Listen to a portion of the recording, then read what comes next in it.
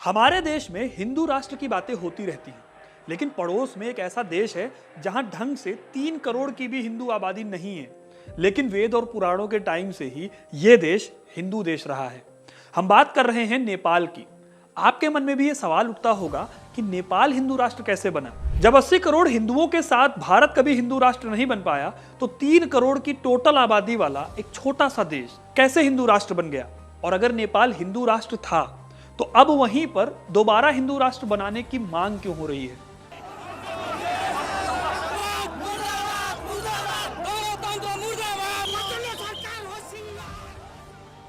इसे समझने के लिए हम चलते हैं इतिहास में। देखिए, हिमालय की गोद में बसे नेपाल में आज करीब 3 करोड़ लोग रहते हैं। इसमें से 81% लोग हिंदू हैं। जैसे कि अगर आप भारत में देखेंगे तो वहां भी 80% के आसपास हिंदू लोग हैं। वहीं यहां पर बौद्ध धर्म के लोग 9% हैं और मुस्लिम आबादी करीब 5% है। और पॉपुलेशन का ये ग्राफ ऑलमोस्ट हमेशा से ही सेम रहा है। तो अब हम अपनी कहानी पर आते हैं कि नेपाल में हिंदू धर्म की शुरुआत कहां से हुई और ये देश हिंदू राष्ट्र कब बना।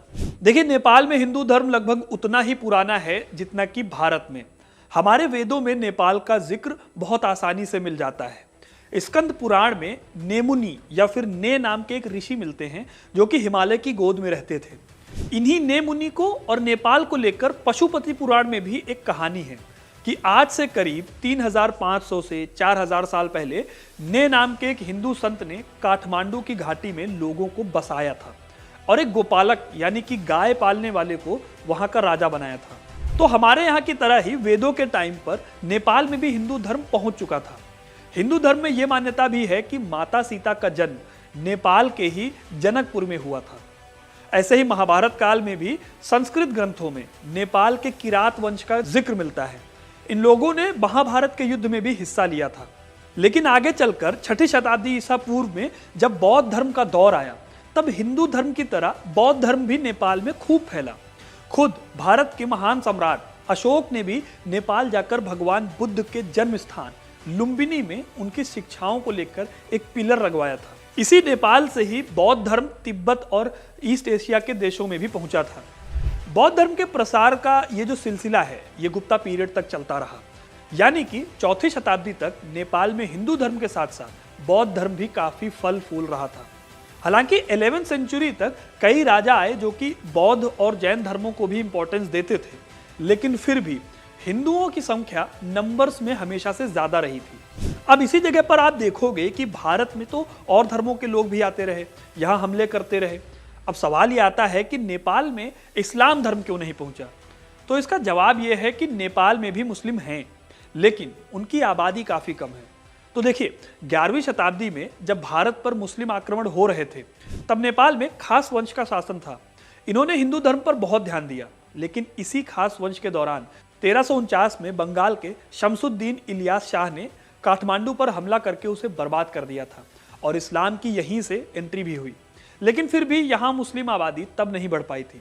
मुस्लिम आबादी यहाँ 15वीं शताब्दी में आकर बढ़ती है, जब मल्ल वंश के राजा रत्नमल्ल के शासनकाल के दौरान कश्मीरी मुसलमानों को काठमांडू में बसने की परमिशन दी गई। ये कश्मीरी मुसलमान बेसिकली व्यापारी हुआ करते थे। लेकिन मुसलमान भले ही यहाँ पर आ गए थे, पर यहाँ पर राज हमेशा से हिंदू राजाओं का ही रहा। इंडिया में जैसे सुल्तान और उसके बाद मुगल राज कर रहे थे, वैसे यहाँ पर कोई मुस्लिम रूलर नहीं था।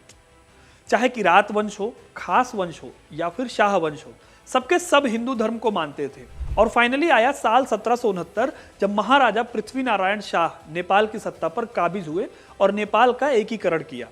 असल में जो नेपाल हमें आज देखने को मिलता है, वो करीब 54 हिस्सों में कभी बटा हुआ करता था। राजा पृथ्वी नारायण शाह ने इन सभी बिखरे हुए टुकड़ों को एक साथ लाने का काम किया और इसके साथ ही नेपाल में 1768 में जब शाह डायनेस्टी की स्थापना हुई, तो उसके साथ ही हिंदू धर्म को और मजबूत बनाने की भी कोशिशें की जाने लगी। आपको पता ही है कि भारत में यूरोपियंस के आने के बाद ही ईसाई धर्म तेजी से फैला और इस काम में मिशनरीज का बहुत बड़ा रोल था। तो ऐसे ही कुछ वहां पर भी शुरू हुआ था, लेकिन राजा नारायण शाह ने क्रिश्चियन कैपुचिन मिशनरीज को खत्म कर दिया, क्योंकि इन मिशनरीज पर आरोप लगाया जा रहा था कि ये कन्वर्जेंस कराती थी। और तो और, अभी जैसे हमारे देश में बहस चल रही है यूनिफॉर्म सिविल कोड की, यानी कि सारे धर्मों को एक ही कानून में बांधा जाए, तो नेपाल में भी वैसा ही कुछ कानून साल 1854 में ही आ चुका था। आगे चलकर 1950 के दशक में तो हिंदूकरण का जो प्रोसेस था ये और तेज हो गया।